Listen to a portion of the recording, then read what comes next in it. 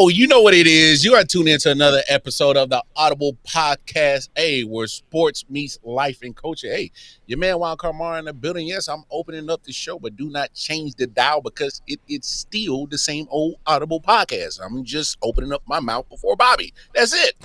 But Juan Carmar in the building, one half of that dynamic duo that is the Audible podcast. Hey, Bobby G, what's up, bro? How you doing, man? I'm good, man. Had a little migraine earlier, but I smoked I smoked two joints.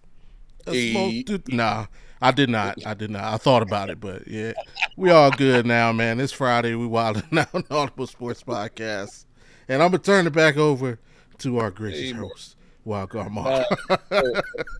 No worries, because I'm gonna do enough smoking for the both of us in the middle of the show. So don't worry, don't worry. But hey, we appreciate y'all tuning in to another episode of the Audible Podcast. Hey, y'all know what to do. Y'all know the directions. Let's follow them. All right. Before we send Lala after you, she don't be playing that mess. So make sure you hit that like button, hit that subscribe button, and hit that bell notification. It'll let you know every time we go live, whether it's Thursdays, typically around 10 p.m. Eastern Standard Time for the Audible Reacts, or every Friday at 7 p.m. Eastern Standard Time, 4 p.m. specific. All right, specific for the folks on the West Coast. But hey, AP, what's up with you, man? How you doing? Hey, it's always a great time to be alive on Friday night, or what? Yes, love you too, AP. We love you, bro. Sending out positive vibrations to our bro AP. We know about your little medical situation we going to, but we gonna Absolutely, keep bro. sending you positive vibrations so you kick through that. I know your Thunder didn't do you no justice right last. I'm gonna say we about to talk real bad about your team, though. Yeah, but because I want you to feel good because we're gonna talk bad about your team in a little bit. So we'll get to that in a second. Hey, we got royalty in the house. Auntie's in the building. Shout out to Auntie, our number one supporter. So, but look, we're gonna give y'all the rundown. All right, we're gonna give y'all the rundown of what we got going on. Hey, Bobby Blunts is supposed to come through sometime during the show. All right, so when he comes through, hopefully we can talk some UFC 316. Sugar Shane's fighting again, so I'm looking forward to that. All right, I love some Shane Hey, on. All right, we got AP's in the building, so we got some WWE money in the bank to talk about. And I'm glad that we're going to talk about that because there's some things I need to get off my chest about TKO, not WWE, TKO. We need to have a conversation. All right. And, obviously we'll get to our Fit Friday challenge, quote of the week. We'll get to that. And we'll definitely talk about NBA Finals Game 1 went down last night, and I got a big question I gotta ask. I've already seen the question talked about, but we gonna talk about it and give our take on it. And it is Haliburton, Tyreese Haliburton, is he a superstar or not? We'll have that conversation. But y'all know what it is. It's time for shout outs and honorable mentions. I'm gonna kick it off this way, Bobby G. Hey man, I'm a big supporter of women's sports. Obviously, I love the ladies. In so many different ways. But being a father of three and also just loving sports, I'm a big supporter of the women's sports. So I'm gonna give a big shout out to Texas Tech and Texas game 3. Winner takes all tonight. Probably is going to go down sometime in the mix of us recording for the softball College World Series championship. All right. Yep. So it's going to be going down. It's going to be something epic. I love winner take all games. It brings out the best in competitors, whether you are a women or men, it don't matter. If you play competitive sports and you have a winner take all situation, man, it brings out the best in people. I love it. So shout out to Texas Tech because I'm definitely giving them a bigger shout out and not to diss Texas, but they knocked off the dynasty, and I'm talking Mhm. about of Oklahoma Sooners softball team. And Yes, sir. and just if you don't know about softball, the softball world, I'm gonna help y'all out. The Oklahoma Sooners were like the 2000 Patriots. I'm talking about they dominant, like they like that, like they was winning everything. All right, and they like that. Okay, shout out.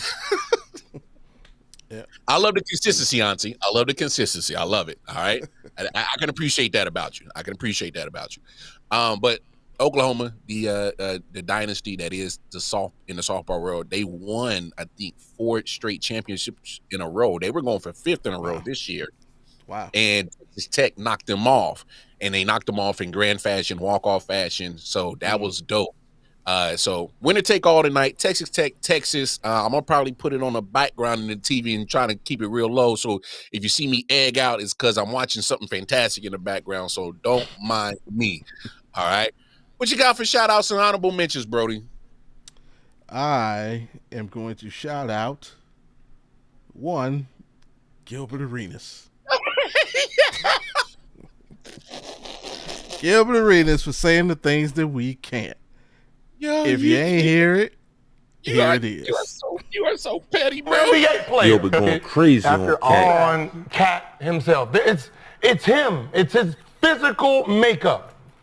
Long legs, short torso, big ass feet. There's nothing he can do. He's built like a whole fucking bitch. He's built like a female. Clip that. No, fuck that. Am I saying something wrong? Look, he's built like a girl. No. He has girl hips. He's like a full WNBA player. Hey, Gil crazy for that. Hey, Gil know he wrong. Now, see, if I say that, or if you say that, we hating. We never played in the NBA. We don't know what we're talking about. Who gonna say something to Gil? Matter of fact, let me see Carl Anthony say something to Gil. Run up on him, please. Let me see. Let me hear what you got to say. Because it was some random dude on Twitter. It's shut your broke ass up. This, that, and the third. Yeah. Say something. Say something to Gil. Yeah. Please. I'm waiting. He ain't saying not a damn letter. This is also the first time in the World Series. He was conflicted because OU was his team, but he's got family ties to Texas Tech. Hey, you know, cheer in silence. There you go. That's the solution.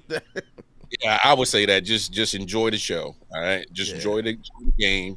Don't root too hard or too low for either. Just keep it neutral. Hey, you're Switzerland. You're Switzerland. That's my shout out. Go, hey, Gil. come on. Hey, Bob, come on, man. You know Gil tripping on that, dog. I'm not saying he lying. I'm just saying, like, because I think you kind of say it like an old WNBA player. Hey, when I saw that, I was like, yo, if I'm Cat, you gotta see me, bro. I'm sorry. I mean, I don't know. If I'm Brittany Griner, I might be offended. Hey.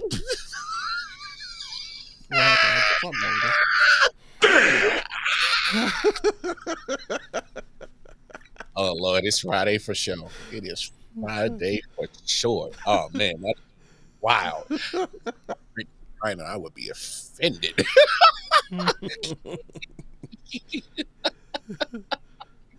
Yeah. Wow. I can't with you, bro.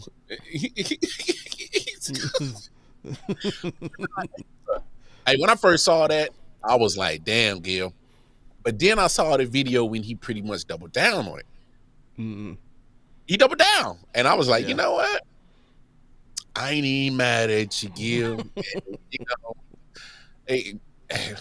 Because, all right, so here's the biggest point that I think he made, Bob. He said, motherfuckers call this dude zesty all the time, but I'm wrong. And I kind of thought about it. I was like, Gil, you a crazy mother. But you kind of right on this one. Like, cats be calling, not for real, cats be calling Carl Anthony Zesty, or they call him all kind of zesty nicknames and all this shit. So, I mean, which one is worse? Getting called a female or getting called zesty? For me, getting called zesty is worse. Like, I don't know. I don't know. But for those who've never heard Carl Anthony Towns speak, just go on YouTube and search Carl Anthony Towns zesty moments. Yeah, man, that dude is a man. Hey, he be switching up on the interview. He be coming after the game. Yeah, we grab some rebounds. We out rebounding. We try to be physical in the paint, but then you see that dude after the media sessions in the back hallways and a bit, man, Anthony, you played so good tonight. You got so many buckets. Like, Yeah, that's zesty as a motherfucker, bro. And that's being polite. he says that what they call him, cat. Yeah, kitty cat. Meow. Yeah, kitty cat. Yeah, man. Oh man, yeah, that's crazy. Gil tripping on that one, but I'm glad we kicked it off with the basketball talk because oh man, Alan, I don't know how long you want to stick around for the show tonight, but we're kicking it right off right there with your Oklahoma City Thunder, who seemed to 110 to 111 last night. Man, for those who watch the Audible React show, we did obviously an ode to the finals, 20 top plays, but we hold it off the start of the show so we can all finish game one, and I'm glad we did because Oh boy, what we saw was epic. Initial thoughts, game one, and obviously how you see the rest of the series going. For me, hey, you want to hear my thoughts? Hey, go back Stop. and check out Mars podcast on Tuesday. What you said? I told you on so. IOW Sports. I told y'all. He did. I forgot told the him clip. I was going down. I'm glad I fell asleep and forgot to clip that shit, but I'm gonna clip it tonight. No, Bobby was right. He called it pretty much how game one went down. He called it. Besides the comeback. Yeah, I got the Pacers winning the series 4-2. I had the Pacers winning game one. As I showed them, hey, I went to the casino. I put my money where my mouth was. Nice $400 come up. Woo! I might be drinking the good shit tonight. This is going to the United Negro Podcast Fund. That's where that's going. I need a new laptop. Hey, bam, he said this is going to the fun. But no, I mean the game. I can't say it played out like I thought. I didn't. Indiana definitely came out with more nerves of the two teams. You saw it early turn, and I'm not gonna get say 100% was nerves. I am going to credit OKC's defense. Hey, they came out on fire on defense. They did. Their hands were everywhere. They're reaching, they're poking the ball away. But the one thing they weren't doing, they didn't convert those turnovers to a bunch of points. They did. And this entire playoffs, the Indiana Pacers have demonstrated no lead is safe. So even when they got down 15, it was like I was telling you and Randy on Tuesday. There is nothing Oklahoma City is going to be able to do that the Indiana Pacers aren't going to be able to go to the bench and say, "Hey, we've been here before." We've seen down this. 15, right? That's nothing. We've been down 20. 25. So this is nothing. Also, one of the things that they've done better than every team in the NBA this postseason. They have made their opponents play their game. Now, in the middle of all those turnovers, while it looked like they were playing OKC's game, no, they were playing their game. They were playing fast. That's why they made a lot of mental mistakes, to go with the nerves and OKC's defense. They were playing the pace they want to play. They were just effing up. Yeah, no, they were effing up. They're making mistakes. Yeah, it was allowed. Now, they did, they did pull a slick one on everybody. In that third quarter, when the game kind of slowed down, most people thought, "Oh, see, OKC's controlling the pace now." No, they didn't. Indiana slowed their game down on purpose. They played slow because they wanted to. They composed themselves in that third quarter, kept themselves within striking distance, and you saw what happened in that fourth quarter. They just walked them down. They walked them down like Usain Bolt walking down anybody in the 100. That's crazy. And at the end of the game, again, they've been the most poised team in all of these playoffs in the last 2 minutes of games. They know what they're doing. Notice that last shot wasn't an accident. They got the rebound. What are 9 out of 10 teams doing in that situation? Taking a timeout. Timeout. No, we know No, exactly what we want to do. there they go. We know exactly what we want to do, and we know where we want the ball to be, and we trust where the ball is going. And so, yeah, there was no shock for me. At no time did I panic. I was just waiting for people to hit me up, like, "See, I told you so," so I could tell everybody, "Yeah, just keep watching, just keep watching." I've watched this for the last 2 rounds of the playoffs. Like, they're not gonna fool me. But yeah, OKC, they a lot of warning signs if you're a Thunder fan. Yeah, SGA scored 38 points, but he took 30 shots. Man, That scares me for the guy who was basically the most efficient scorer in the NBA this season. yeah, He took 8 free throws in the game. Now, which is normal. normal, but what's scary is for 44 minutes of the game, he only had 4. He took 4 free throws in the last 4 minutes. So for basically 90% of the game, he was not getting to the line. And if you watch on those possessions, the Pacers were taking their time on defense. They weren't jumping at his pump fakes. As you know, that's how he gets people. He makes a jump and he leans into them. They were avoiding that contact. Hell, the crazy fact about this game, there are about 7 players in this finals that are on Team Canada. So, and 3 of them play for the Pacers. Yes, Canada's loaded talent on his fucking team in his finals. 3 of them play for the Pacers. So guess what they were doing all summer? Playing with SGA. They know his tendencies. They know how to play him. They know his tendencies. Good point. Great point. I didn't even think about that last night, bro. Yeah, like look at key thing. Look at there was a possession where you see Nembhard literally. No. He hooked him and then he lets go at the perfect. Oh, I see you. I know what you about to do, and he backed off of like they know his game. Bobby, see, this is why I love you, bro. I never thought about that, but it's funny because I saw a play where Nembhard was guarding him and knew his exact move, and then this, I guess he got a foul or a loose ball or something, and it went out of bounds, dead ball. And SG was like, damn, he was frustrated, pushed him. Yeah. Because he was like, shit, this motherfucker. Yeah, he knows it. He knows it. And he knows, these guys, they study each other when they work, like they know his game. Great. And and notice who the primary defenders on him are. All 3 of those guys, either Nembhard, Mathurin, or Nesmith, because they know it. So, Jalen Williams not performing. That's another warning sign. Is he ready for this moment? We need to find out. Other warning signs. The bench. We got an experienced championship level coach on one side. We have an inexperienced coach on the other. Like, look at the moves that were made. Where was Chet Holmgren in the last 3 minutes of that game? Where was Isaiah Hartenstein? Anywhere in the fourth quarter. Okay, I'll raise one. I raised one up for you. You talking about where it was Hartenstein and everybody else. Where was Shea in the last 2 minutes? No, I mean just from even a physical presence standpoint. Like he sat them on the bench. Like they were on the bench. Chet Holmgren's on the bench, and that's the main advantage that you have over these guys is your size. So, all I can say is, hey, Sunday is the biggest night of SGA's career.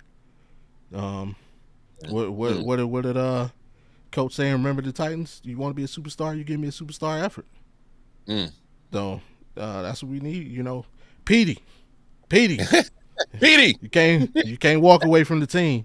You can't walk away from the team. Walk away from the team. You're done. Yeah. Done. Yeah, it is the biggest game of every member of the Thunder's career Sunday because you cannot go to Indiana down 2-0. Sure can't do it. I'm with you on that. Now, reason why I brought up Shea part is because there's going to be a lot of talk of, Indiana took this game, which I think is fair. They took that game, but there's also, I'm looking at Shea, who's your MVP, and couldn't.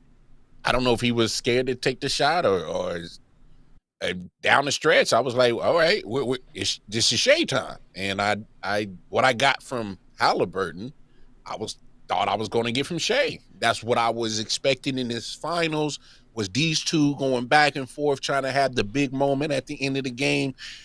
I got to be honest, Bobby, there was one guy that showed up at the end of the game, and he's pictured right here in front of us. I don't know what happened to Shea in that last 2 minutes of that game last night. Especially offensively. I don't know where he lost the aggressiveness, where he lost his will to just go get it.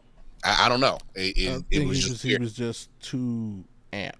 Because you know this same thing I say. If you play basketball long enough, certain things that you know. When you see a shot go up, usually if it's short, it's because either you're fatigued or you're nervous.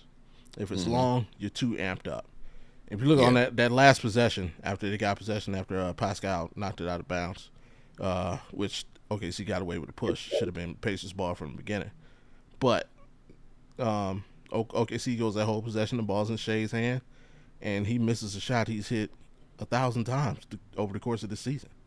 That pull up from the free throw line, got the pump fake, he got a good look, and he shot it long. He was too, that adrenaline was pumping. So he's got to find his rhythm. He's got to calm down. He's got to be more even keel. And like I say, he could say all the right things in that press conference. Your actions on the court are going to tell me everything I know. So, no, I'm with you. Now I was looking at the reports, or at least what's been thrown out there. They're saying it's the least watched finals ever, and I don't know. I don't believe that. Hey, if that's the case, then I don't know how that's going to be the least opener of the NBA Finals. That was a fantastic game. I don't know. Maybe I'm missing something, because anytime you see a team that has 19 turnovers and a half, only down 12, you should have knew something was going to happen, like special down the stretch, like for real. Because when you have 19 turnovers, you should be blowing them cats out the water. Absolutely. And the fact that they didn't blow them out the water, I'm like, come on, my homies, put me hip to that. I'm like, okay. I stay tuned, and then next we got what we got. But it leads to the bigger conversation, bro, because we are in a world that we need that gratification of calling somebody a superstar. We got it. I don't know. It's just about us humanly that we got to have that gratification, and they're going to have that conversation. It's Tyreese Haliburton a superstar? And I open the floor to you.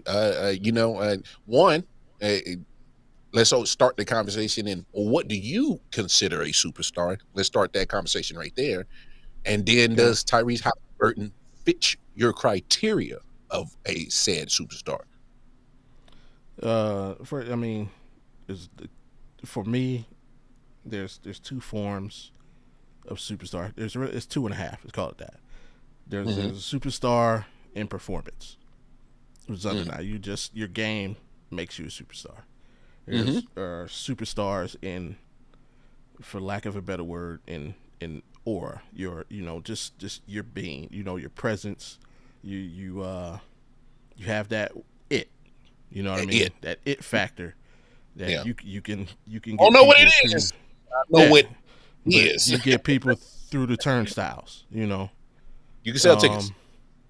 And the third, is really what you want to have. You want to have the combination of both. You want to have the production, and you want to have the it factor. Not everybody does it. That's when you get your Kobe's, your LeBrons, your Jordans, your Shohei's, your Aaron Judges. These are your super, they give you the production, and they got that thing about them that, So now we come to a guy like Tyreese Haliburton. And I love Tyreese Haliburton. Yeah. I'm a Cavs fan. I loved his game in college at Iowa State. I felt the Indiana Pacers fleeced us because they actually made a trade with us 2 days before they traded for Haliburton, in which we gave them a first-round pick that they then used to acquire Tyreese Haliburton. And I was highly pissed off that our GM didn't know that Haliburton was available, because he ought to gave up Darius Garland for Haliburton a heartbeat. I'd have gave him whatever they wanted on the roster outside of Donovan Mitchell and Evan Mobley at the time. Fair. Right now, I have to say no. Mm. But Yeah. he's not far off. Yeah. He's not far. If he finishes these finals in the right way, uh, it's he's getting there, man. I'll say I was right there. Great point. Thank you, Alan. He's got This dude has WWE merch for an NBA player. He's getting there. Yeah. He's getting himself out there in the public. Yeah. But the thing is, if Tyreese Haliburton doesn't hit that shot last night, we're talking about him being the scapegoat on why the Pacers lost because he didn't have a good game. You know what I mean? That shot did more than just help the Pacers. It helped his profile. Now we forget that he was like 4 for 13. You know, Yeah, so a lot of stuff gets put to the wayside when you win like that. exactly. Remember, Eastern Conference Finals, he was not the MVP of the Eastern Conference Finals. Yeah. It was Right. Yes, he has a gold medal. He was on the Olympic team. He did not play. He ain't get no burn. He didn't get minutes. So like, he's just on the outside looking in. He doesn't have a long way to go to get there. If he finishes these finals, if he plays the rest of the series in spectacular fashion, takes home that finals MVP, and continues to build on his public profile, he can get there. He can get there with these. But so being a superstar is a funny thing. Like I consider to look. And I'm gonna say this again. I don't know. Last time I said this about Kyrie Irving, I think it was really the first real basketball debate that you and I got into.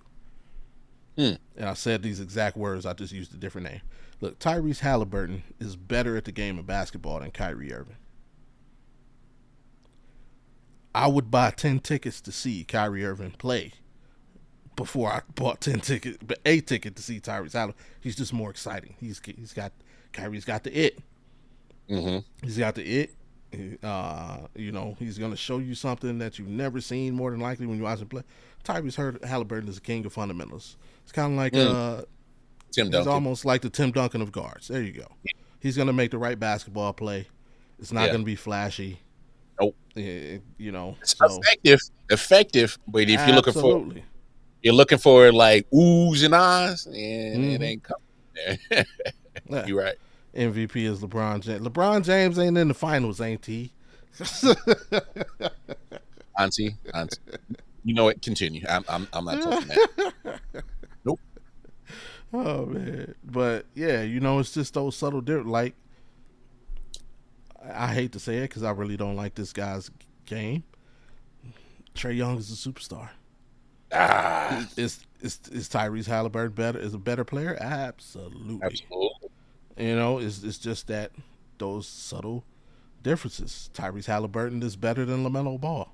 LaMelo Ball is a superstar. Yeah. You want to talk about the guys that have it both? Ant-Man, perfect example. Right now, he's got it. He's got the on-court production, and he's got the it factor. Yeah. So That's for me, yeah, like in order for Haliburton to, with his current public image, he would have to put up SGA numbers. So I think his public profile right now is a little bit higher than SGA's. Yeah, I would say based on what he's done in this postseason. But if you flipped it, if Tyreese was 32 a game, then say, oh yeah, he'd be there. But so that's how I have it.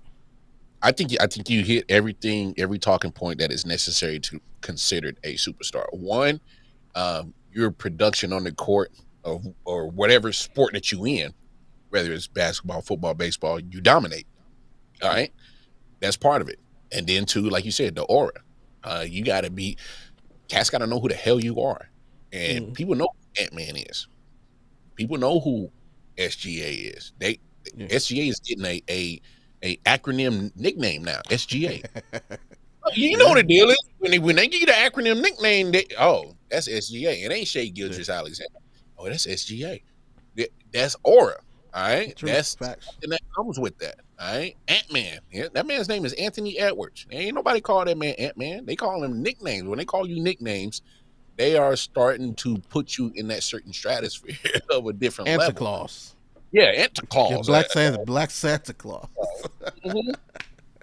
So I agree with you 100% on what your definition of a superstar is. And my thing is I like Haliburton's game, but he's not selling me on going to go watch the game.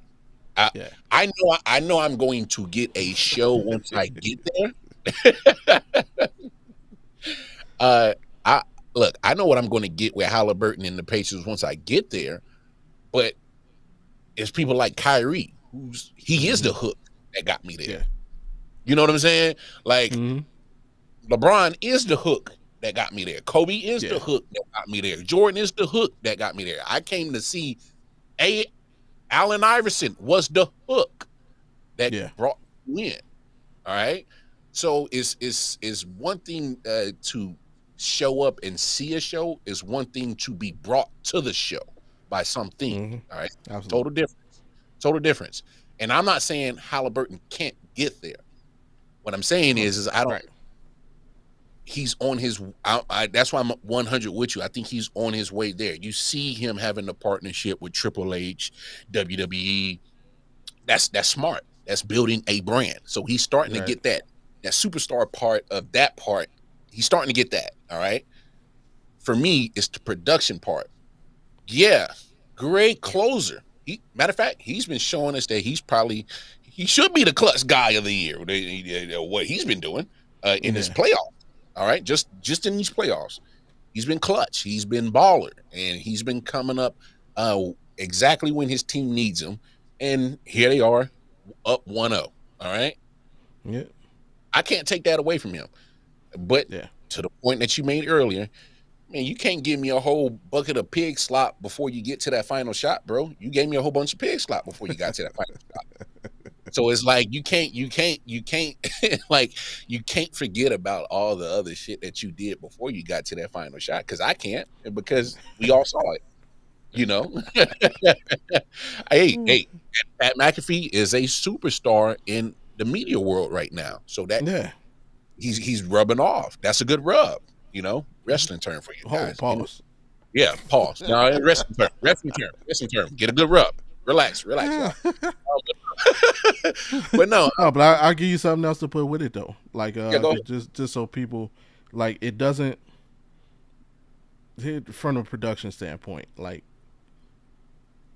it's hard to describe this without saying like the word superstar for superstar. Like, you don't have to be this huge name brand for me to determine you a superstar. I'm gonna give you some name. Jason Williams was a superstar, bro. If you don't know, White Chocolate was a superstar. Yeah, he was nice. White Chocolate was a superstar. You know, there are guys that do things like Zach LaVine was a superstar, bro. That man won 2 dunk contests. Put on like he's not, you know, he's just his athletic prowess makes him a super. Like you know Zach LaVine. Now let me ask you this though, and not to cut you off, my brother, because I think that's interesting. Because I think you do make a case where at one point Zach LaVine was a superstar. I don't know if I would still consider him right. Oh yeah, okay, and that's fair. That's absolutely fair. Okay, absolutely fair. We would say in that he had his moment where he could have solidified himself and he didn't.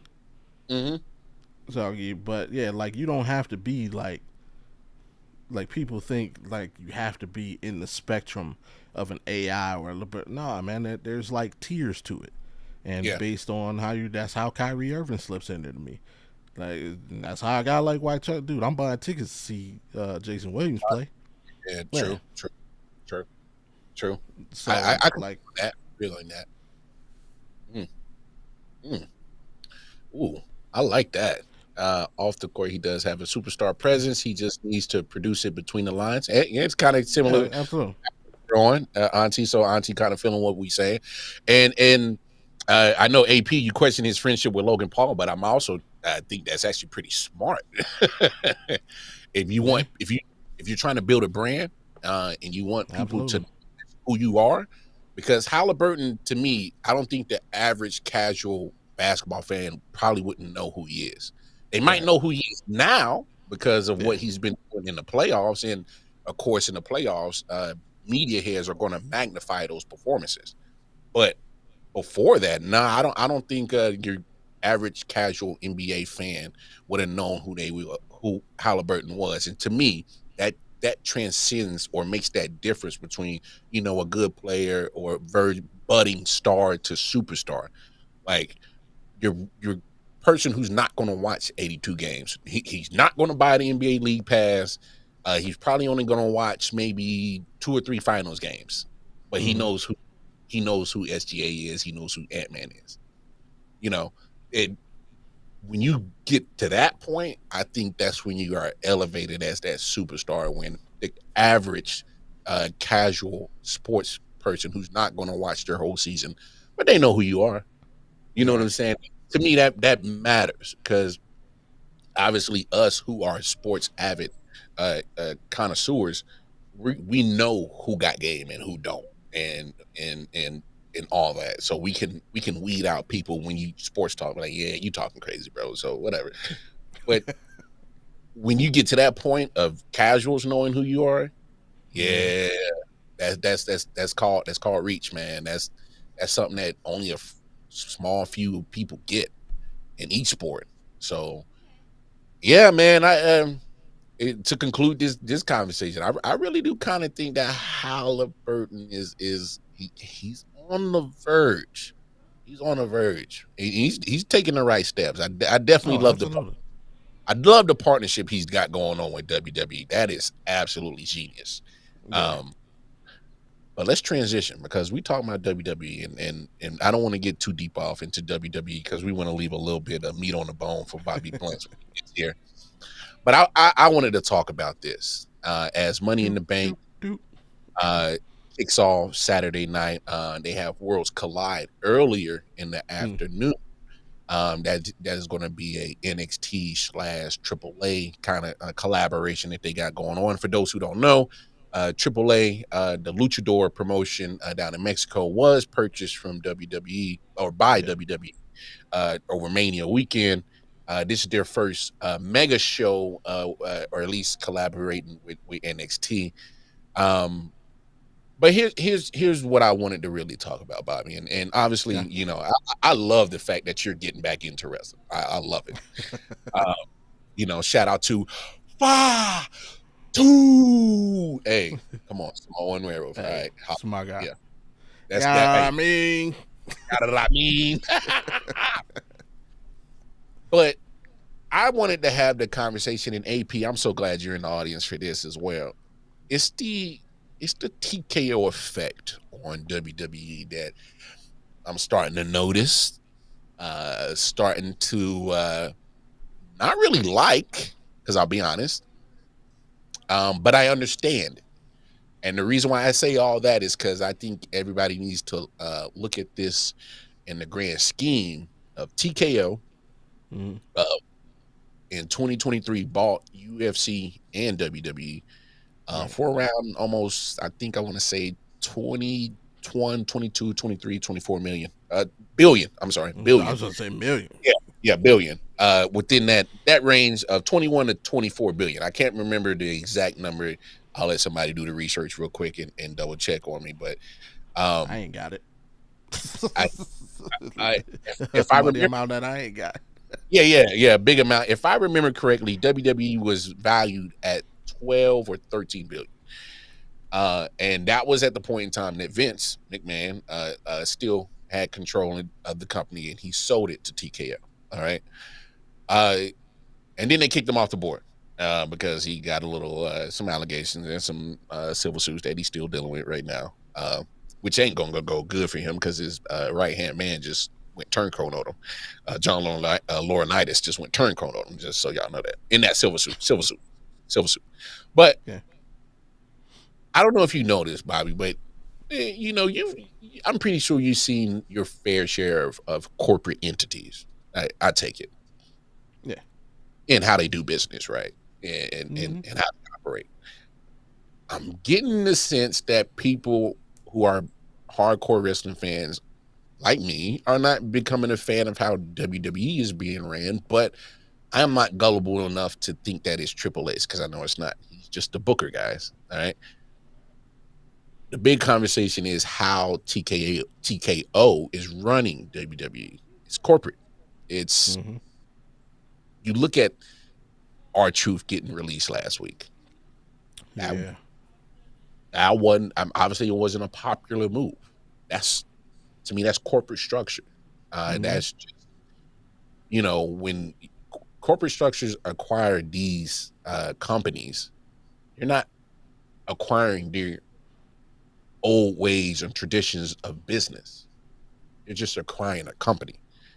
And I think we're at that point in WWE's life that they are being ran by a corporate entity because they are owned by a corporate entity. It's no longer Vince. It's no longer WWE. This is TKO saying, okay, yeah, we like what you did and made yourself worth 12, 13 billion. Yeah. But you are ours now, bitch. You're going to do what we say. And that's what's going on. Yeah. It's unpopular. You're going to see a lot of people mad. And I don't know how true the reports are. They asked Roman Reigns to renegotiate that $15 million contract that he was getting per year for you being a part-timer.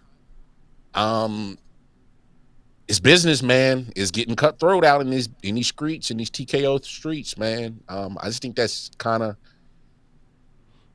I just think that's part of the core right now. The moment you got bought out, that's just kind of what it is. The old way of wrestling business is TKO said, we don't care how you used to run it. You about to run it like TKO. So, I mean, what's your thoughts on it? I mean, my question would be,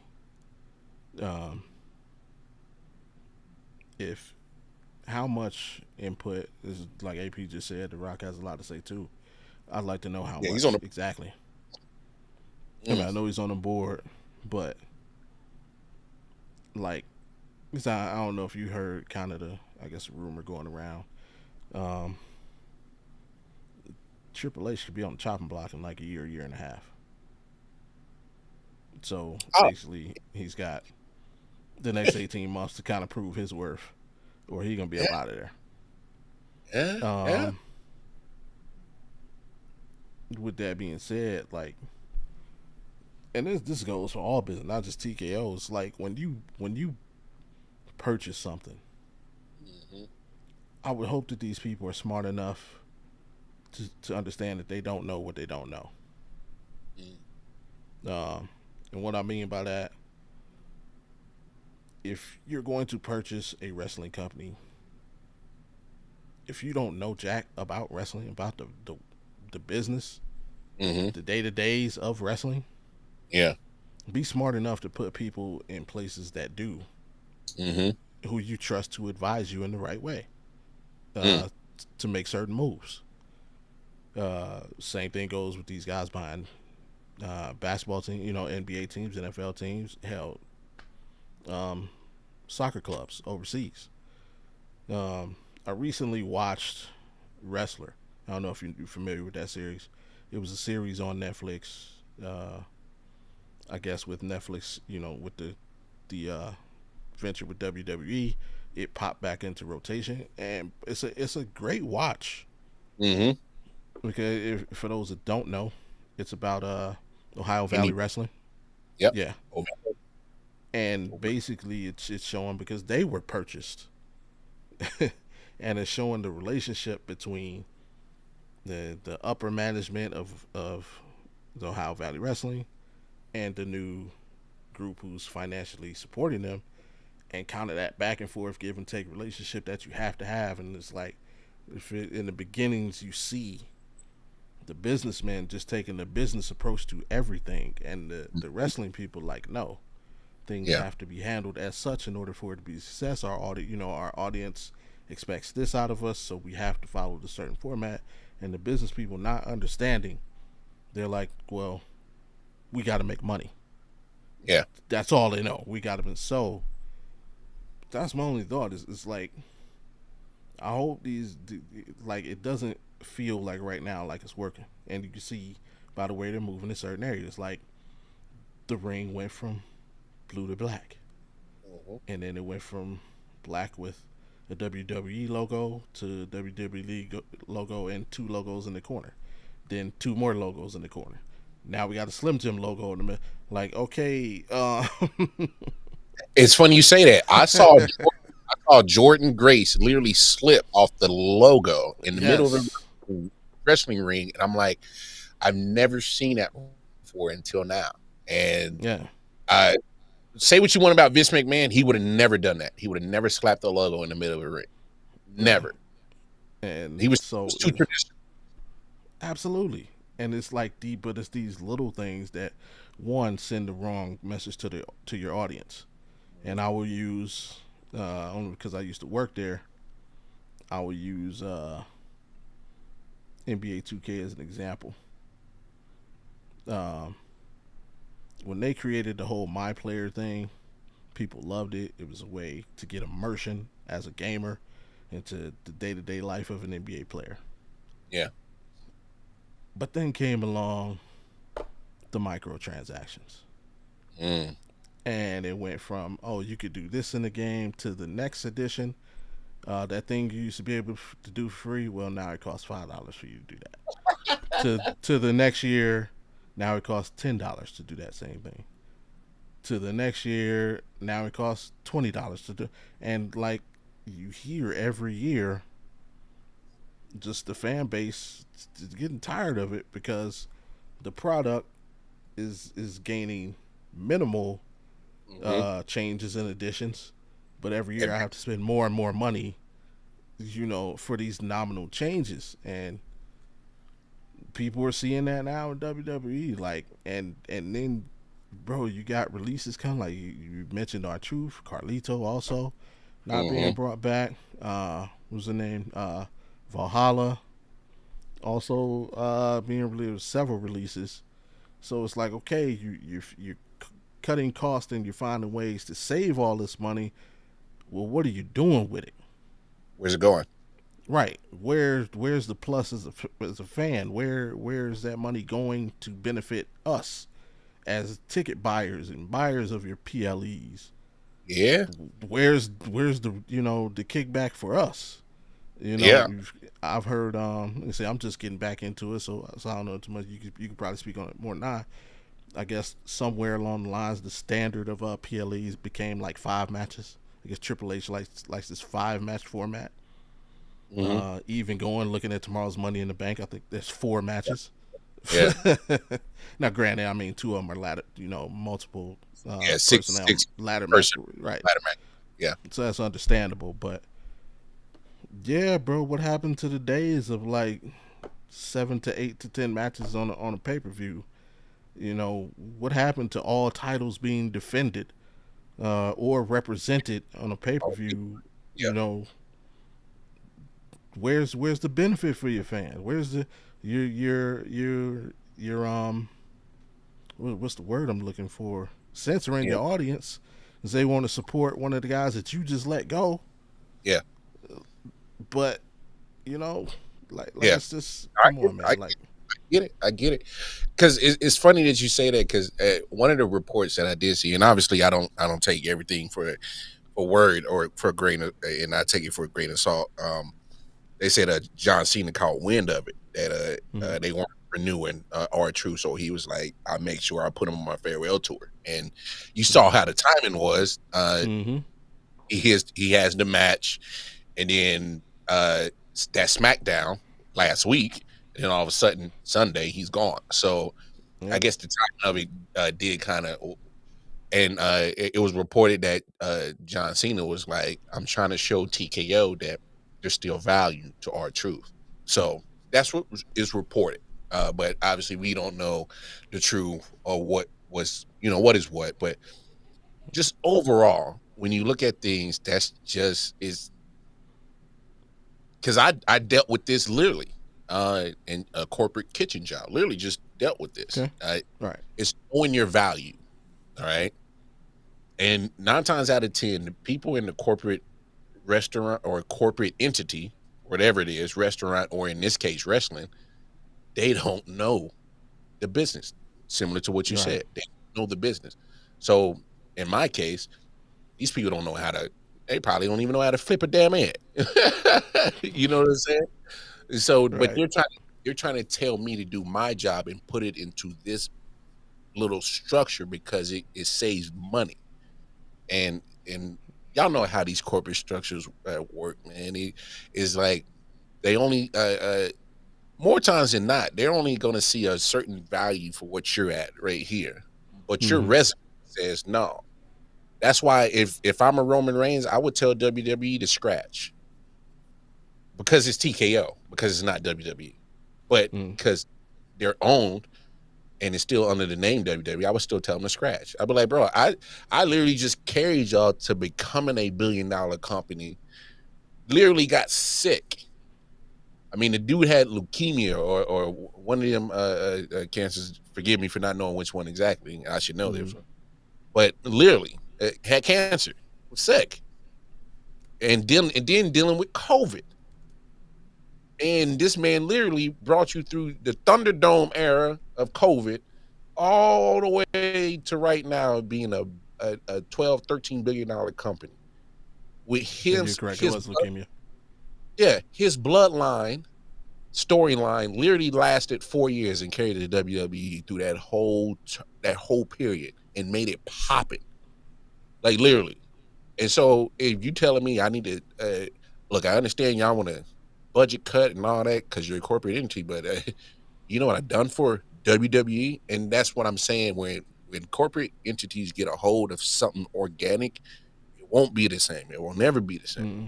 Because now I'm looking at something. I'm like, I've seen this before because it's happened to me.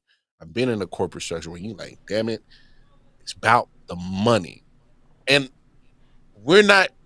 Unfortunately, it's going to really be us as the fans to really put our foot down Yeah. because literally a week after Mania this year, I went to WWE Money Night Raw, Kansas City, and y'all can go to my YouTube channel. I documented it. Spent almost $300 just for me and my daughter on a Right. Monday night. Yeah. So it's like when you get to these PLEs, the Manias, the Royal Rumbles, and you talking about grands, and now they just pulled it from New Orleans, and then they made Triple H announce it, and making him look like the bad guy, knowing it's not his call, but he's the prominent face that's recognizable with WWE, so that's why he gets the blame. But it's not his fault. None of this is his call. None of it. Facts. He's a chief content operator. Like he's a booker.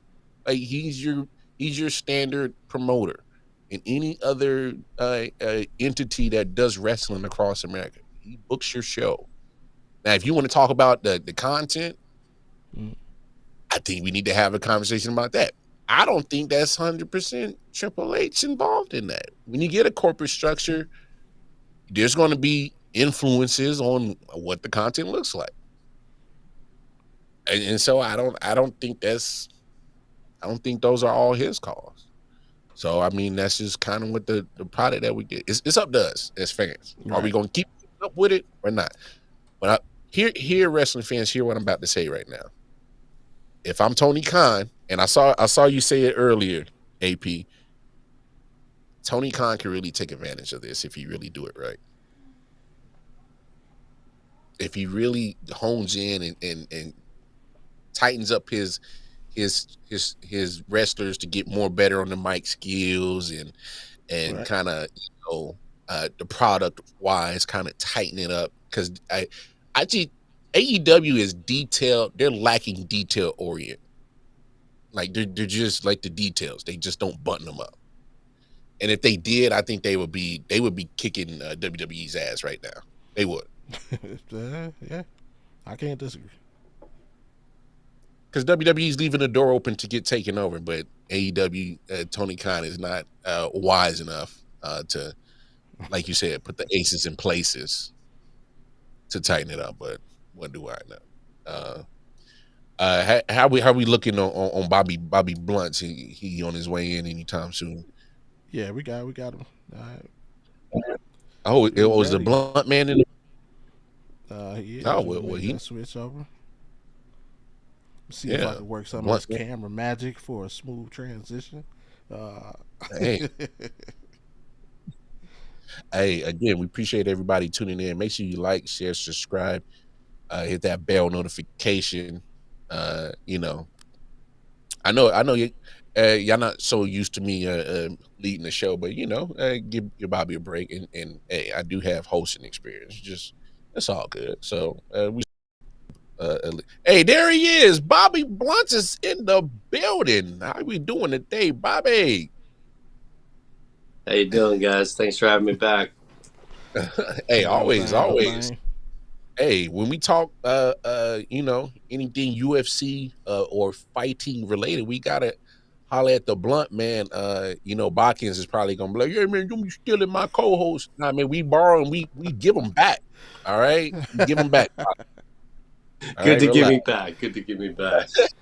Yeah, How no, you this doing, is definitely a, when I was breaking it down with him yesterday, we normally go through it fight by fight, and we even looked at some of the prelims, and I'm definitely a lot more excited about this than I was when it was announced. When I was announced, I was kind of like, a little distant with the rematches and stuff. So, but yeah, I'm looking forward to it tomorrow with the butchering they gave us last week at the Apex. No doubt, no doubt.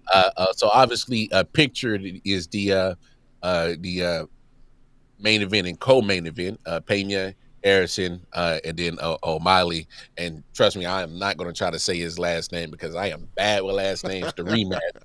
I'll let you handle that. You're the professional, Bobby. I'm a old city slash country boy, so I ain't even gonna try to say his name. Rematch. Yeah, Go ahead, I break normally these. leave that to win. Oh, So so Bobby G, you want to take a shot at? Because we oh over no, 2. I can do it it's Marab Villas. Yeah, but I normally always butcher the names and always, if it's even 5 syllables, I'll always pass it off to win. Hey, people, don't make fun of us. We did get our GEDs. It's just I'm just not in the English ain't my first language. Ebonics is, so forgive me. But no, break these 2 fights down for us, Bobby Blunt, for the fight fans, so we can get excited about this Right, so card. before you get to the main, is there anything in the prelims or that we should look out for? Yeah, so the prelims, I'm definitely looking out for the main fight that they have on the prelims. New up and comer Joshua Van. He fights at flyweight. Okay. He always has like a lot of output in his fights. He's lost some fights and like kind of made his way back. Now he's on a pretty good winning streak. He's taking on Bruno Silva. So like Van is like fairly favored and like he is kind of projected to win.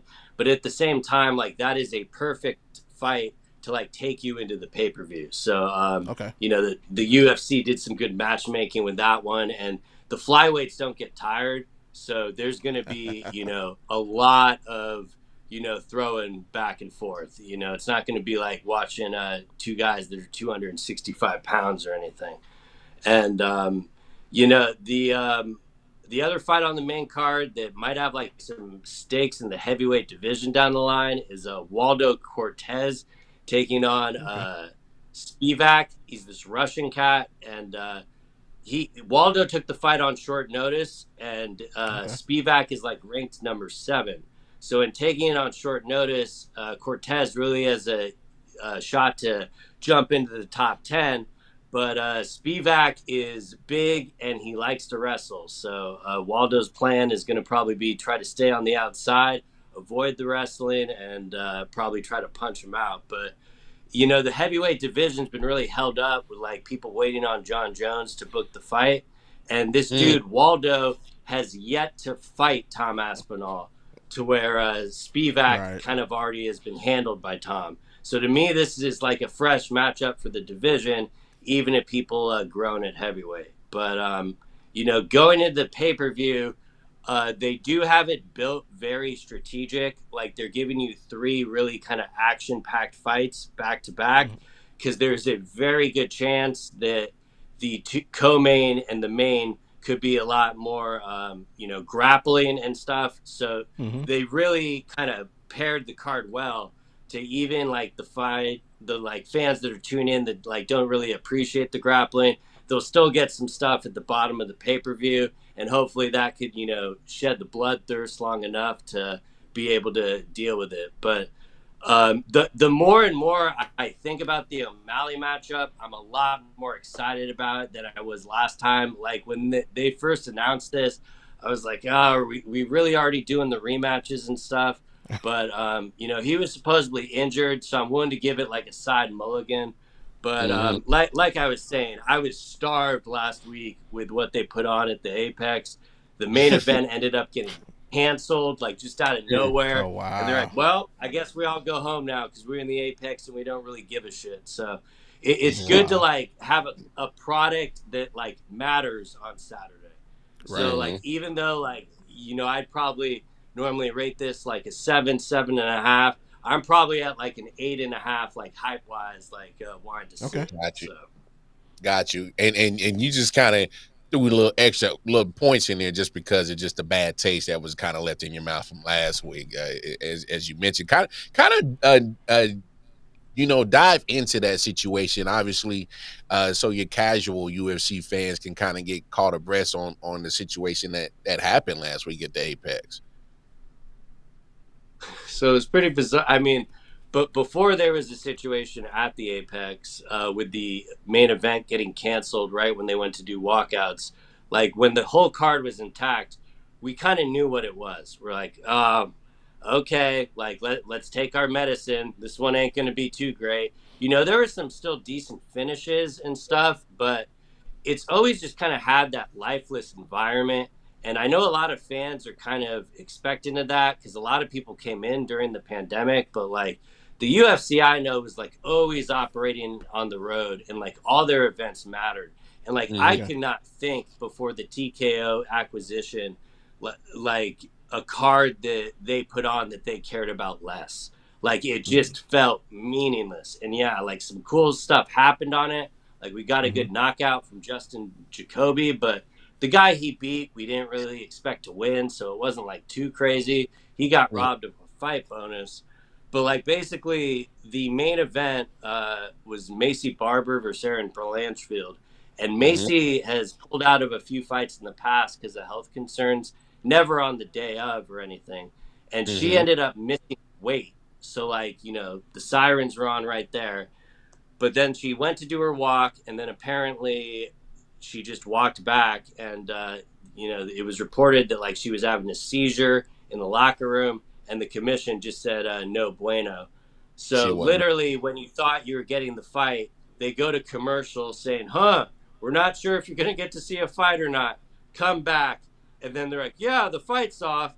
And Daniel Cormier, like the one reason I'm glad I watched it live, he could not hide his facial expressions because he thought it was he's like, what do you mean the fight's over? Like he literally had like Justin Gaethje and like his other boys texting him, laughing at him because he just couldn't hide it. Like Laura Stanko was trying to be all professional with it, and DC was just being very blunt. So it was, a very fitting way. And I'm glad that Barber is okay. Like, obviously, we don't want anyone to be unhealthy. I hate the weight cutting aspect of the sport. I think it's the worst part of it. But it was a very fitting end to a very lifeless product that TKO put us on. Wow. Bobby G, did you hear that common denominator that Blunts just threw out? TKO. Yeah, so I'm look. Let's talk about the elephant in the room. I don't know what conversation that you caught of us having about the TKO and the effect it has on WWE. Talk about the effect of TKO on UFC. Okay. So this is like the even wilder part because I grew up watching wrestling, obviously, and I remember the product that it was. And I'm not trying to say that, like, obviously Vince McMahon is an asshole, but guess Yeah, what he's that asshole was good at doing? Running rest. a fucking wrestling business. Yeah. And I see too much now of what they're doing in the WWE, and it just reminds me of the UFC because I've already, kind of gotten used to this because like the UFC was already acquired and there was the sale. And then Yeah. when they announced TKO, that's when WWE got bought, and it's all under one thing. And I like the cross promotion stuff. Like, for example, it's UFC 316 this week. The Yeah. UFC is selling like a Stone Cold Steve Austin style shirt that says like Mhm. UFC 316. So like that type of stuff is cool. However, when you go into like perfect example is when they moved the event, like they're moving WrestleMania back to Las Vegas. That is 100% TKO's influence because Yeah. what TKO has gotten really comfortable with is setting out Every these site fees for their pay-per-views and stuff. And like UFC 316, like Jersey's paying a hefty ass site fee for that. And as Mm. long as they get their fees and then they have the ESPN gives them 20 million for each pay-per-view, they could even care how these events do. And Yeah. sometimes it will rub out and you'll see that on the product. And I see it all too similarly with how they build these wrestling cards nowadays, especially with the pay-per-views. I don't do that PLE shit. I'm an old school guy. I know it ain't pay-per-view, but I will always call it a pay-per-view. And it's definitely frustrating to watch. And I heard you talking. You are 100% right. Triple H does very, very little. I mean, they kind of just have him as the operating figurehead. I still see with like all these cuts they're doing, like to R-Truth, and for example, that is Mhm. completely the TKO product that Yeah. is like gotten a hold of it. And I know a lot more is like noticeable now because of social media. Back in the day when someone went off TV, we didn't even know, Yeah. like Right. it just like, oh, all of a sudden that person disappeared. It was only like, Bret Hart who was publicized doing the whole Yeah. WCW shit, but Yeah. like They would get traditionally storied we out. don't know that. So Yeah. a lot of it is like the business, like being so much more well known now, but it really pains me to see that their greatest strength is also kind of watering down both products. I absolutely feel it. Hmm. Okay. Definitely agreed So on the watered down part. Yeah. that's it. No. And Yeah. a question for you. On the back on the card, I consider myself a novice UFC fan. I'm also an old head because it's like, in my day, if you kicked somebody, you were a punk. Throw your hands up. Hmm. But one of the things that got me into watching UFC is Ronda Rousey. Because I could literally watch an entire UFC fight on Instagram. Okay, Yeah. after her time, Connor kind of picked that torch up and carried the company. Hmm. I feel like since then, UFC's been looking for the next, and it looked like Sean could have been that guy. Then he took his L. Obviously, we're here for the rematch. Can he still be that guy to kind of carry the torch and take UFC to another level? I mean, this is the crazy Should part. he win and get his title back? Like this is the crazy part about it. Like, yes, he probably could, but the UFC isn't banking on that anymore. Like, they no Mm, longer want a new Connor. The biggest star that they want is those three letters, which is the UFC. Yeah. And right. you see it with how they bring them up. Like, O'Malley probably does bring a lot of like fan friendly eyes that won't watch every card. He's had some kind of viral I'm that guy. moments. He definitely does a lot of like social media and stuff. And the matchmaking that's absolutely what the UFC's hoping for. They're hoping, can he, catch him and get him again? It's bizarre because like this original match happened when the UFC did the Sphere card at the Yeah. Noche, Mm-hmm. Hmm. and O'Malley apparently was going into a torn labrum in the fight, and he didn't want to pull out because of how important that card was.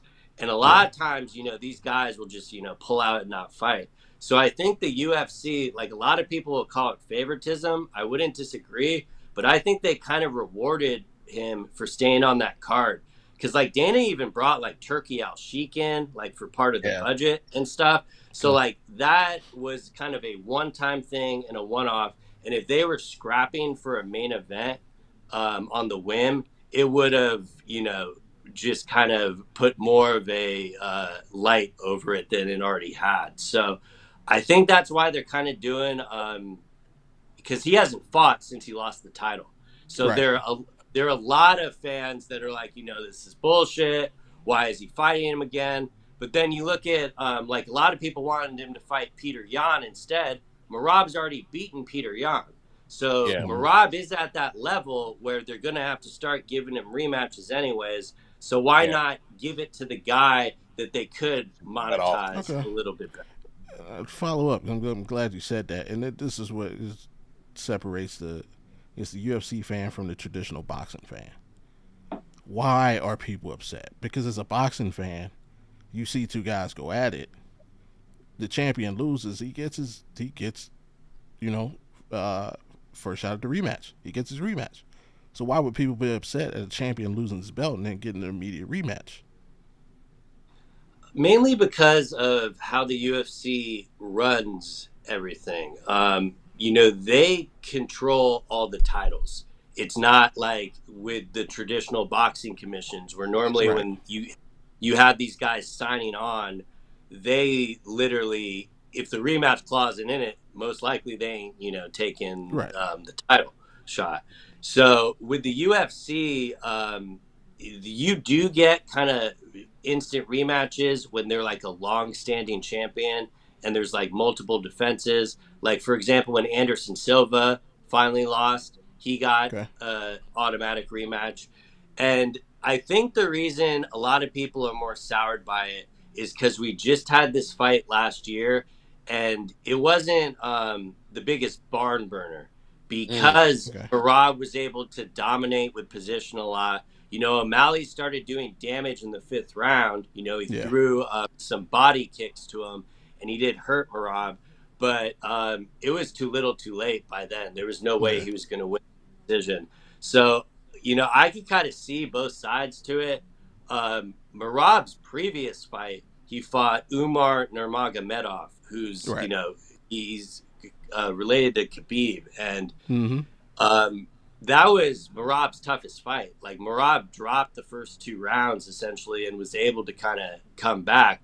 So like I personally, if you were going to do a rematch, I would have wanted to do that. But with an American pay-per-view audience, they're always going to go with the guy that, they could, put butts in seats a little bit more. They were never going to do a Georgian guy versus a Russian in New York, Yeah. It's funny that you say that about kind of how Sean O'Malley kind of gets his his not fame, but I guess some of it does come from being active on the social media part, and that kind of like was one of the things that we were talking about Bobby G before is and I've had conversations with other people like this. It's one of those things. Do you feel like UFC fighters, WWE wrestlers, like you gotta sell yourself now to get that buzz and for TKO to trust you to use you and use you on a more, I guess, repetitive appearances so that you can have those opportunities. Is that fair to say, Bobby? Me or Bobby Blunts. G? I'm My bad. Yeah, no, Blunt, absolutely. Blunts, Bobby. Blunts, Bobby. All right. Mainly because like if especially like on the UFC side, if you're not going to market yourself, they absolutely will not. Because again, going back to they don't want to create a new Conor. They don't want to ever have a situation again where they have to loan their biggest star out and have him box like Mayweather. Like that's like one of the big reasons like Francis Ngannou left because he wanted to box and the UFC was very vocal like, no, we're not letting you do it again. And you know, you kind of see with like how Conor's career ended, that star power and fame, like he's pretty much fucked off with fighting. So it really is up to the athletes to pretty much get their name out there and stuff on their own. And that's why, like, when people come off The Ultimate Fighter, they're a little bit more known because, like, they have that backstory.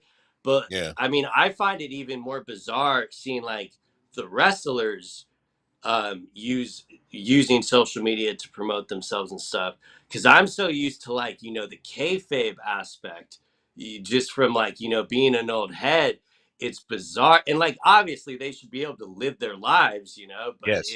it is kind of very weird how like social media has influenced both of these companies, because that's how the UFC got so big, was using social media. I mean, like Bobby said, all those clips and stuff, when they post that, like when O'Malley knocked out Aljamain Sterling to originally win the title, they Yeah. immediately posted that, like the Yeah. entire knockout, so everyone that didn't know him knew real quick, you know. And they'll do that type of stuff for the guys that they push, but 99% of the other work is completely on the fighters, you know. Mm, They've stripped all the sponsorships off their shorts.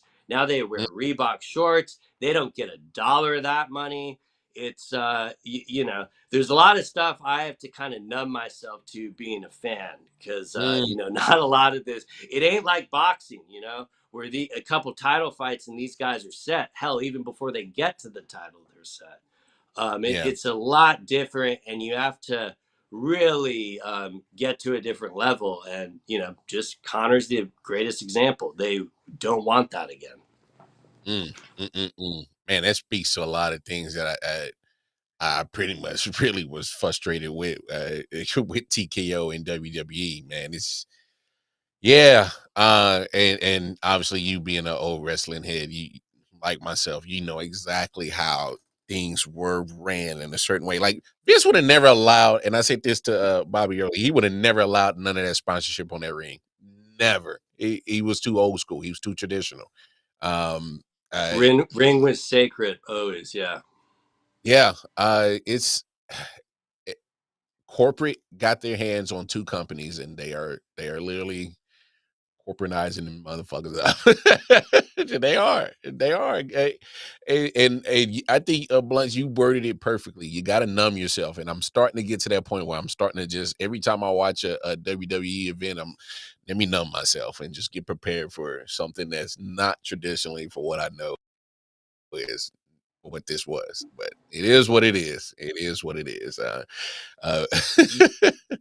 um, And I'm not like even trying to hate on the product, because like I know I hate being like one of those, because whenever like people like uh talk shit about wrestling, they immediately yeah, think that like they're trying to talk down to it, when yeah, really, you know, we're just more complaining on like how just generic like some of these storylines are. And then like, yeah, I mean, I don't know what you personally think of the Netflix deal and stuff. Like it has its perks, but it also like limits the product in a way, not like through viewership, but you know, I know a lot of people want them to get off TV to make it the true like TV like 1-4 stuff. But I don't know. To me, it's always gonna have that like corporation feel to it now. Like, I mean, I saw a meme with like Triple H holding the sledgehammer, and it's sponsored by Slim Jim.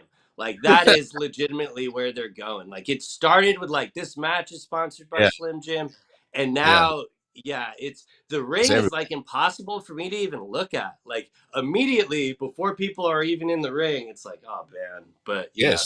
yes, it's literally it's sponsorships everywhere. It really is. And I think the what the and I get why they partnered with Logan Paul, obviously with the because they are uh very social media driven now, and his hand and his hooks that he has on social media. I understand it. It brings eyes. And but it was just one of those things where you see just when you're paying for these events, like I was telling Bobby, I went to Monday Night Raw right after Mania this year. Almost spent $300 on a Monday night, and I wasn't ringside. You know, I wasn't eating with Jay. You know, I didn't get not another. Never mind. I was about to say something, but that was gonna be wild. But but what I'm saying is I look back in the days. Am I lying? Blunts, $300. You was damn near in the ring wrestling with the cats, like on the Yeah. money. So it's just wild how the times have changed, man. Yeah, I remember going to it was the first Vengeance pay-per-view, and it was when they like unified like the belts and stuff, and it was like a four-way tournament, and we like for 200 and something bucks, we were right by the ring, and it was two tickets, not one. And yeah, that whole thing just seems to be vastly different. But some of that growth like helps them, you know. The crowds are definitely more electric and stuff like that than they were back then. Yeah. But a lot of it too, I think, hurts the promotions of wrestlers because like they don't rely on their work in the ring, and they'll just rely on like having a good entrance and stuff like that. And I'm not like trying to throw shots at like specific wrestlers, but like specifically like both Jay Uso and Cody Rhodes, I feel like their main way they got over was really from how they were doing their intros.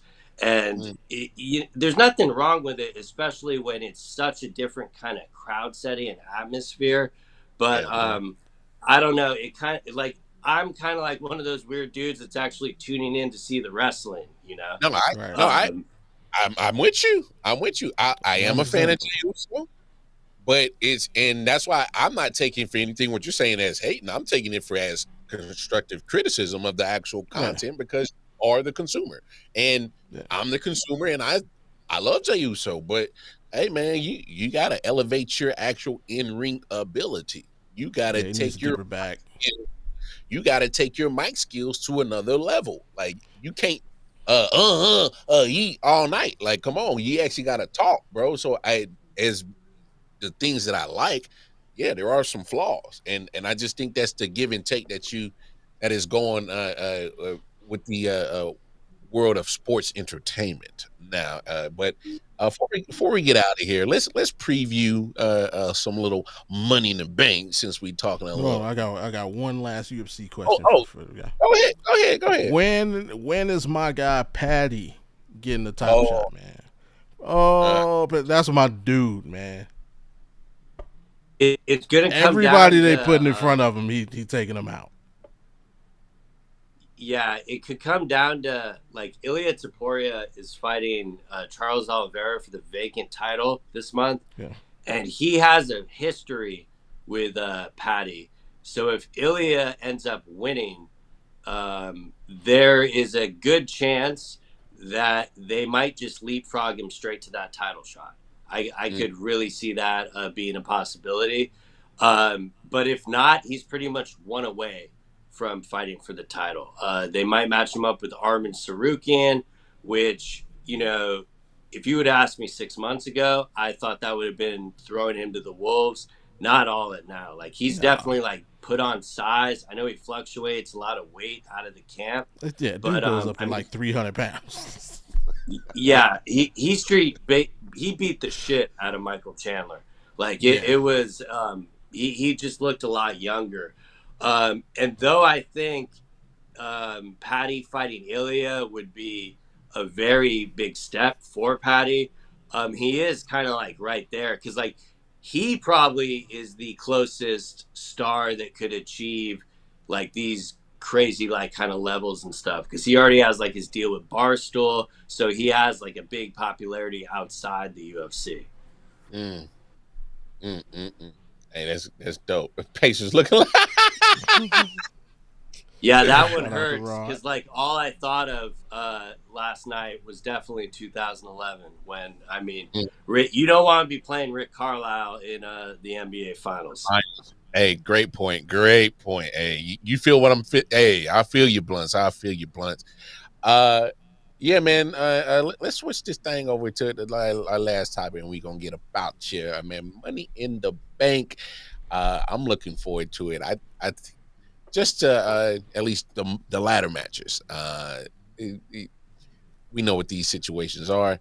But these gentlemen right here are going to be going at it. You got L.A. Knight, Solo Sikoa, Seth freaking Rollins, Cero Miedo, that's Penta. Andrade got in here. I don't know how that happened. And then you got Grande El Americano. In that debacle.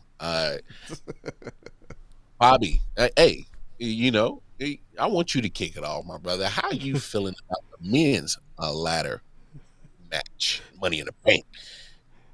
Tell me you want Seth Rollins to win without telling me you want Seth Rollins to win. Like, there's nobody. Like, there's nobody. Just give it to Seth Rollins, man. He's got I'm loving the storyline he's got going on. I'm loving the all black attire from him, Braun, and Big Boy. His freaking name. Bronson Reed. Yeah, Bronson. I got you. Yeah, I'm loving the all black attire. I mess with Braun Breaker. This is one of my guys. No, L.A. loser. Get L.A. Knight up out of here, man. That dude is like he just bought a How to Be Ric Flair starter kit. Like, he literally sounds like, listening to him sounds like old Ric Flair. But yeah, like, it doesn't make sense for anybody else to win. Like, he was looking at, like, what's the point of Solo winning? What's the point of Penta winning? I think I heard the rumor that they're going to put him back with his brother for tag team anyway. When the draft happens, if it happens. Like you said, Andrade, why are you there?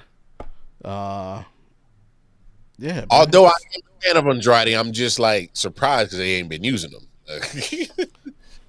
Yeah, just give it to Seth, man. Let's get the storyline and let's see.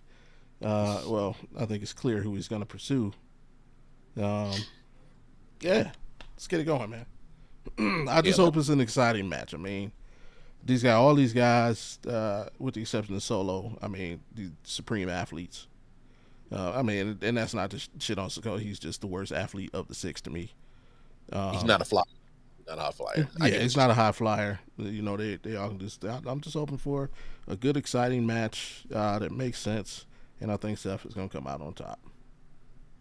I feel that. How you feeling about this whole situation right here, Blunge? I mean, it probably makes the most sense what Bobby's saying, especially you look at like I could see them like going a little bit more controversial and like trying to give it to LA Knight because the way I always look at it in these things, whatever I think seems to be the shoe-in to happen kind of rarely does, but then sometimes it absolutely will. But I do agree with like the way they're kind of billing Seth right now with having the fraction. It would kind of make sense to put it on him because, he would probably milk cashing it in like the entire year. But then again, they might throw in a few curveballs there and like whoever ends up winning that match, Seth might start feuding with or some shit because, especially the 3-against-1 aspect. But I like if I ever make a case for Solo, he's so just boring that they put it on him, and they could probably use kind of the back and forth with him and Jacob, and that might help build it. Andrade is clearly there to take bumps. The man can take a great bump, so I mean that's why he's in a match. If he wins, that yeah, Charlotte definitely called one in there. But yeah, see, I mean, what Alan said right here, I could absolutely see there being an interference aspect of it, and that that being the way to set up and put it on Knight. The more I think about it, that might even be more likely than like Seth just winning, because they're always looking a few down the road. But it's like I always kind of appreciate that like this has been made into its own pay-per-view and stuff. Like it feels like, even though it's not one of the original ones, it still kind of feels like it has significance. Yeah. Like I'm assuming this is on Sunday, right? No, it's tomorrow. Tomorrow. It's going to be Saturday afternoon. Wow. Where's it at? They're in LA. They're In LA. I think it's here. Yeah. No, the only reason I'm not going is because of the UFC. And it's wild that normally TKO don't cross promote like this. Like they'll save it for like the week back or something. So it's but at the same time they'll also save these weekends for the entire TKO weekend, because they're planning on you watching this and then going straight into the UFC. So I'm sure it will deliver. These 6-man ladder matches are always fun, and these are also like, these are the type of like, I find the female ones even more intriguing with this, because they got a lot like to work with the ladders, and say what you want, but those ladies can definitely take some bumps too. Yes. And speaking of the ladies, as we run the ladies who are in this match, and this one is actually a star-studded one, if you ask me, because they got a good balance of established stars and stars in the making in this one. Alexa Bliss, Rhea Ripley, Roxanne Perez, Julia, Naomi, and Stephanie Vaquer. And if you don't know about Stephanie Vaquer, she is blazing it up right now, and I'm a big fan of Stephanie Vaquer for many reasons. Many. I bet that's your favorite, huh? I'm a Booker T guy. Oh yeah, man.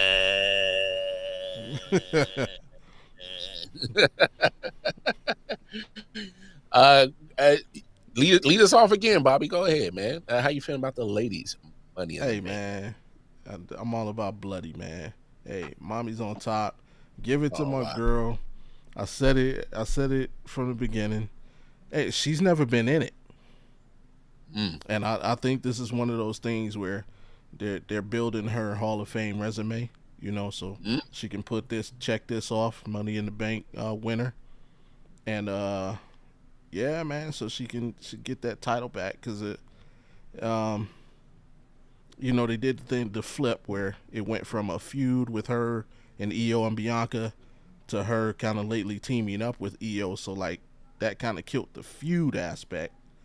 And I think it'd be kind of like, you can't just ask for a title shot and give it to her. So I think this is kind of the way to backdoor her back into that scene. Or, and this would hurt my feelings because I love her on Raw, she could go after Tiffy.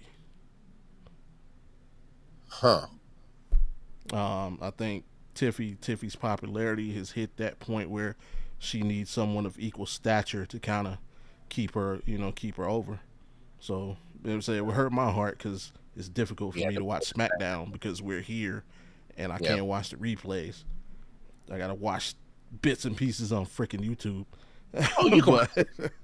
Oh yeah, come on. Everybody got DVR, Bobby. Come on, man. Record it, man. Let's record right now. Watch it later. Record it, bro. Yeah, it wouldn't surprise me to see some other part. Like, I wouldn't surprise me to see Naomi take it home. Wouldn't surprise me to see, even though I wouldn't want to see Stephanie take it. Wouldn't surprise me. I don't think she should just be handed this right off the rip. It's a good look for her to be in it, as as a new addition. But but I could see them giving it to her. I just wouldn't like it. But I'm pulling for Rhea, man. Always. I feel that. I'm kind of like you. If how you felt about the men's Royal Rumble, I kind of feel like this one. Like, I get it. Having Alexa Bliss is in here, I think that's dope. Obviously, I've always been a big Alexa Bliss fan. She got a Hall of Fame career. If you look at her resume, but just look at the cast of this. I know Naomi's resume isn't the biggest, but I love the character change. Proceed with caution, and she's like, have you seen her social media game? Like, she be trolling like a mug on that thing. Like, Bianca Belair put up a picture of her her mother and her father, and her mother was in a wheelchair. Why Naomi replied with the wheelchair emojis? Like, Yeah. it's crazy, dog. I hate to see you and your mama in a wheelchair. Yeah. That was dirty. Yo, she said happy birthday to you. It was Jay's birthday. She put a razor blade in the cake and said, yeah, and put it back in the box and said, this is for you, Jay. Happy birthday. Yeah. Put a razor in it. Like I I'm absolutely loving the caution yes. character. I'm loving it. I'm glad she got rid of the glow shit and got to the caution shit because this is good. I love it. But Julia, it reminds me a lot of when Owen Hart went to the Nation too. I know that's the whole point with it, but she's really selling that good for sure. Mm-hmm. Oh yeah, big time. And then Julia and Stephanie Ricure and Roxanne Perez, you could put them all in the same group. Very to the bigger fans of WWE, they're starting to get a buzz. But if you watch NXT like I do and some others, you know who they are. So those are kind of like your big NXT stars. Obviously, Stephanie and Julia had a bigger name that came with them from other promotions. But, Roxanne Perez being the NXT star, and then, of course, Julia and Stephanie just coming from NXT. So that's why I put them in the same group. So cast-wise, I'm loving the ladies way more than the men because I can nitpick at Ronnie Americano being in here. I can nitpick at Andrade. I'm not too mad about the other four, but those two in particular, I can nitpick at those. Yeah. But the women's, I'm like, hey, this is dope. And although the clear thumb says go with Rhea, I'm still looking at like I can make a case why they can go with the other five. I really could. So it's kind of like, for me, I'm curious to see how the match goes because, like I said, I can make a case for all 6 of these women to walk out with that briefcase. But no, it's not. Blunt. Stop hating on Grande. Hey, Blunts, jump in here before we get out of here and on this tip on the latest Money in the Bank match. Yeah, I mean, I see the Ripley angle. The only reason I don't think they're going to give it to her is they don't need her to have Money in the Bank. They can always give her a title shot because it's so easy. If they want to, send her to SmackDown, they could just book her and Tiffy on its own. And, I definitely think Naomi's done the work, and I would love for her to kind of get, especially with the character she's playing, it'd be great to see her get the briefcase and stuff. But I don't know. I got a weird feeling that, they had Stephanie drop the NXT title and everything like that. And I really do think they are just going to set it up for her because I could see, I think she'd be the best one to put the briefcase on if you're going to play it out the entire year. If you're talking about a quick cash in the next month or two, I think they'll go with Naomi or Rhea.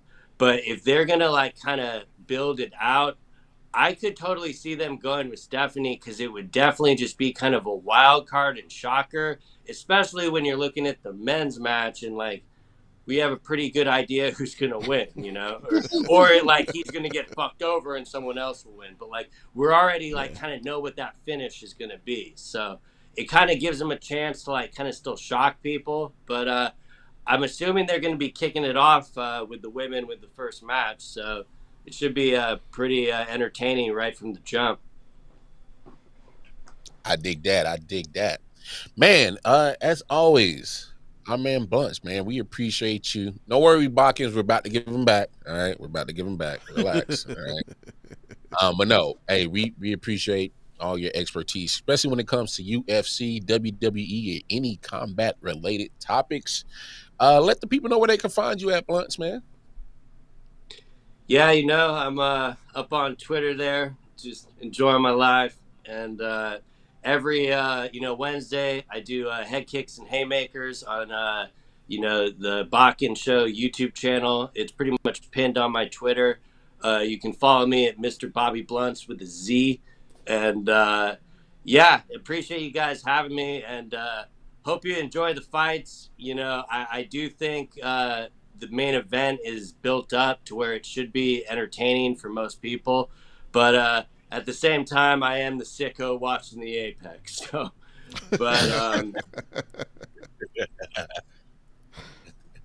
Now we appreciate. Hey, you want to stick around for our 3 mental health questions, bro? I mean, you're more than welcome to. It's that we got to that point in the show. Bobby gives us our quote of the day, but we also kind of just check in with each other. Answers these 3 great questions. Like, hey, Bobby, man, what are the stressors in your life that you're dealing with? How are you eliminating them, and what can I do to help you eliminate those stressors? And Bobby would answer. This week, honestly, this has been great. No stresses this week.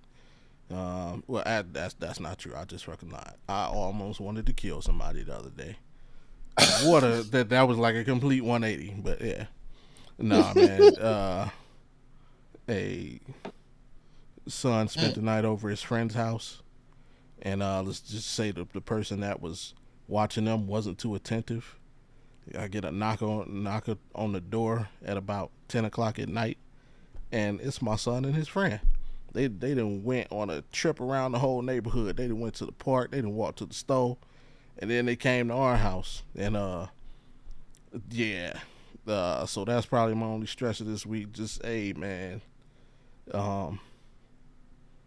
take the if you have the task of watching somebody else's kid, be on that task.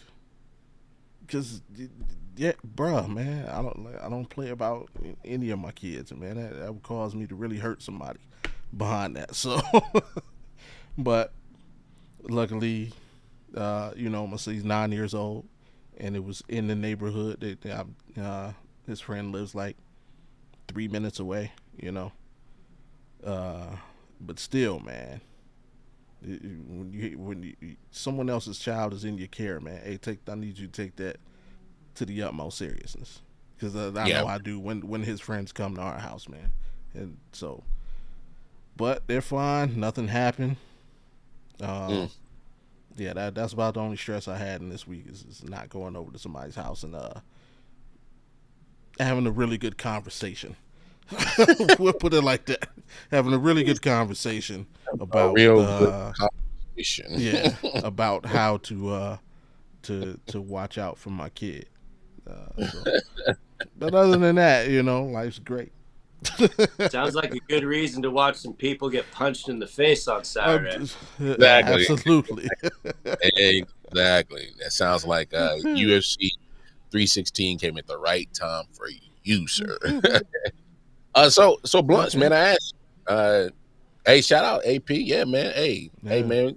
We're gonna keep cheering you on, man. Get through that therapy, man. You're gonna come back better than ever, man. Better than ever. It's so good that never mind. I was about to say something real rude. Never mind. We love you, AP.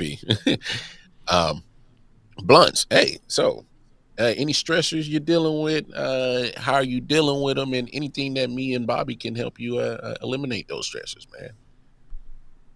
I mean, at this point, I'm pretty good at, dealing with the stress and stuff. Nothing a little weed won't cure. But at the same time, most of the way I deal with my stress is just, mentally being able to, hit the weights, work out, just exercise my mind as well as my body. And you kind of realize all that stress is just nonsense, and you can go about your day. So that's kind of like my little secret life hack that I try to implement pretty regularly and stuff. And then when that don't work, you go out and you get some good sushi. Hey, IT supports your message. Hey, yeah. Yes. Luckily, I'm having living stress free lately. I got rid of my stressors, man. It was called a job. Yeah, man. Just I was smart with my money. Save that enough time that I can relax, spend time with the family. It's been great. I'm only 6 days now. Yeah, 5 days in. So Yeah. it does feel out 5 days in. It does feel out of whack, but yeah, man. Only support I need is the expertise from Blunts on the UFC, so I can stay in the loop. All right, and Bobby G, just being that dynamic duo partner. So that's it. That's all I need. That's all I need. My man Bobby G. Hey man, drop some knowledge to these fools, man. We can give them the word of the day, quote Quote of the of the week. week.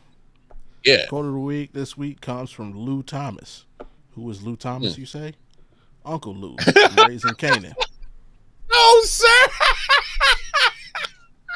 Absolutely. Hey, you can find motivation in all kinds of Anywhere. places, you know. Anywhere. But Right when you said, yeah. wait a minute. Hey, I was watching Raising Canaan and he actually said something, profound. So here it is, man. Quote of the week from Uncle Lou. Hey, sometimes the weight on your shoulders is just muscle you forgot how to use. One more time. Sometimes the weight on your shoulders is just muscle you forgot how to use. That's straight from Uncle Lou, man. And challenge of the week, man. What you got for the folks, man? Hey man, I challenge everybody, go support something locally. Don't go the corporate route. Don't go the TKO route. I'm gonna hit up the city market this weekend out here in Kansas City. Always a joyous time to do. So just gotta go get out there, go support something local. Spend a little local money, show them some love and support, man. That's my challenge to y'all this week. Yeah, my challenge for the people this week, hey, and it's also a great way to relieve stress. Hey, get in about 30 minutes of exercise at least 3 days this week. At least 3 days. So that's my challenge. I hear that. You can do 3. You can't do it. I'm not gonna make you do every day, but at least 3 days, man. Just pick 3 days. Get 30 minutes in, whether it's going for a walk, riding a bike, hey, jumping some rope. Hey, do something. 30 minutes to do it. I hear that. Hey, Blunts, I got a challenge for on your behalf. Why don't y'all go smoke a blunt? I'm kidding. Hey, no, don't do that, That y'all. would be very easy to accomplish. Hey, if you got a accepted. hey, if you got a mental challenge out there or some type of challenge you want to throw out there, Blunts, man, go ahead. If not, man, we'll just keep it pushing, man.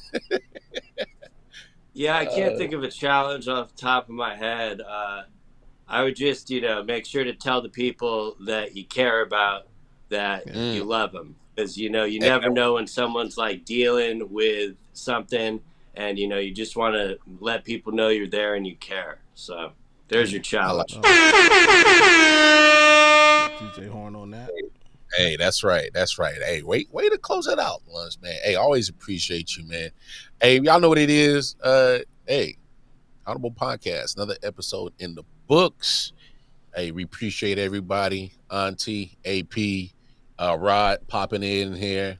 Hey, always a pleasure, Blunts, to have you on the show. Botkins, holla at everybody, man. Hey, we appreciate y'all, man. Another dope episode in the book. So y'all know where to go to. Make sure you like, share, subscribe, hit that bell notification. Otherwise, hey man, La. She don't play by this. All right. I'm just, hey, you gonna end up in that corner, stuffed in that box. I'm saying. Hey, she said Stay like with the fresh linen in the background. Fresh linen. Hey, she don't play. All right. Don't come up missing. All right. So make sure you like, share, and subscribe. But like always, bring your asses back in next week, Thursday and Friday. Thursday, 10 p.m. Eastern Standard ish for the React show, and Friday again, 7 p.m. Eastern Standard Time for another great week of Audible podcast content. Other than that, hey, take care of yourselves, take care of each other, and leave your kids away from Carmelo. Hey, well, holla at y'all. We love